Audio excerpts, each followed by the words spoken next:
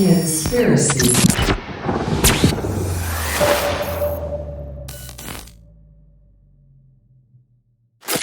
As is apparent to everyone by now, America stands at the precipice of change. Yes, we are choosing between two people and two parties, but this election isn't about President Trump or Joe Biden. It's about the true heart of America.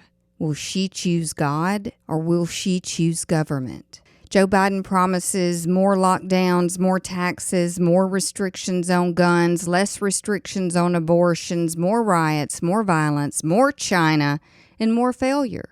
President Trump promises no lockdowns, less taxes, less government regulation, more babies being born, more babies being protected, more protection for our law enforcement officers, more protection for our Second Amendment rights, and more security at our borders.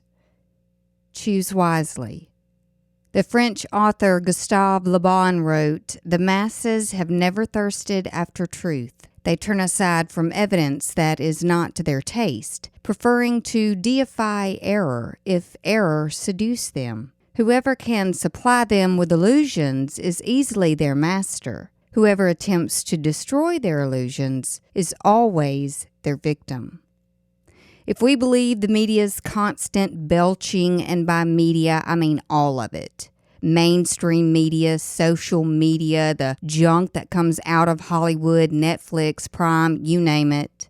But according to them, the race is tight, and it's going to conveniently come down to razor-thin margins in many states, and the results could take weeks or even months, or at least through the Nielsen television rating surveys, which end on November 25th. Based on their expensive polling data, focus groups with wink-wink undecided voters, and the vapid opinions from their expert panelists, this election could go either way, but most likely Biden. Social media has exposed itself as another wing of the Democratic Party. Facebook and Twitter regularly purge or suppress conservative accounts. This is a fact and no longer debatable, no matter how much water Wikipedia or Snopes may carry for the Democrats. Twitter has no policy for Iran, who may tweet freely calling for death to America and denying the Holocaust, but President Trump's valid concerns about voter fraud gets flagged for context. And as tempting as it may be to buy into their business-as-usual fake news vomit with an election season cherry on top, remember, liars lie, and many unsuspecting voters cannot conceive of what lies ahead. And for those who thought the crying was bad in 2016, let me remind you, this is 2020. I believe President Donald Trump will win re-election. I believe that despite the attempts at voter fraud or the media's reluctance to call certain states, not only will Trump win re-election, but based on what my eyes and ears see and hear, he will do so in historic fashion across all demographics. The Democrats are about to see what real organic American unity looks like. President Trump's victory will be sealed by real woke folks. Our American Black, Hispanic, and walk-away brothers and sisters who don't care about the woke whiteness scale, and how poetically just. America will see the largest voter turnout percentages in our nation's history. I believe President Trump will keep the White House, maintain or increase the Senate majority, and could even flirt with taking back the House. And it is not an exaggeration to compare the results of this election to a political EMP for the Democratic Party, because finally, America will be exonerated from the charges of rampant white supremacy. What in the world will they blame everything on now? President Donald Trump will decisively secure his re-election, and the people's voice will be crystal clear. But sadly, those of us who long for the election season to be over in hopes that life will soon return to normal should prepare ourselves for the days that will follow Trump's re-election. The race results will most likely be challenged because Democrats in power today have shown that they have no moral compass and no issue with impeaching Trump for Joe Biden's crimes. That's not hyperbole, it is fact, even if the media and technocrats will move dirt to keep you from knowing the facts. In the end, it won't matter. Trump's victory will be a definitive one which will trigger civil unrest on a scale we have not seen in 2020, if ever.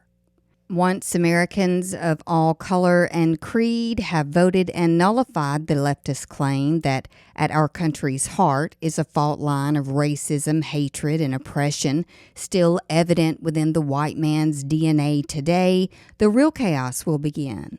There is no low party extremist on the left will not gleefully sink to, even if it's against their own self-interest. They've been quietly preparing for this election by targeting local DAs and gubernatorial races in an effort to thwart Trump at the local and state level, as evidenced through the protest raging in Democratic-run cities. Those who openly support Trump and have managed to retain some sort of relationship with family members or friends who support Biden should mourn those relationships now. You will not be tolerated at all. Other than saving the country from a communist takeover, there are no green pastures immediately waiting for us on the other side of Tuesday's results. There will be no rest soon for the weary. Like wounded animals, those who vehemently hate Trump will become more unhinged than they currently are, and their seething hatred for those who hold different points of view will be hard to escape. But John 15:18 reminds us, if the world hates you, remember it hated me first. The media has spent months convincing viewers Biden's chances of retaking the White House are actually within reach. Social media has worked in tandem with journalists to cover for the Biden campaign when it's obvious to anyone with eyes who want to see that the man is not mentally fit to run this country. Those who are desperately hoping for Trump to be humiliated with a loss will not be prepared for the thunderclap of our collective voices. Already, Antifa is mobilizing their different groups to converge on D.C. for Election Day. Antifa is not just an idea, as Democrats like to gaslight. As many as 25,000 Antifa ideas are expected to surround the White House with the goal of removing Trump by whatever means necessary. They are savvy, crazy, and consumed with evil. Antifa has no central authority, but they are structured like an Islamic terror cell, which shouldn't come as a surprise since many trained with ISIS in Syria. There will be widespread destruction, violence, blood, and likely death. Americans who love this country and bravely vote for Trump should expect retaliation, so let us prepare our hearts and minds now. Consider the 56 Americans who signed the Declaration of Independence. They didn't just sign a piece of parchment. 9 signers died in the Revolutionary War. 5 were captured or imprisoned. Some of their wives and children were killed, jailed, mistreated, or left penniless. 12 of the signers had their houses burned down, and 17 lost everything they owned, but their honor and their pledge remained intact. The days and weeks ahead will not be easy, but they are necessary. Pray for our country. Pray for yourself. Christian persecution is coming, but hold fast and take comfort in Hebrews 11:1.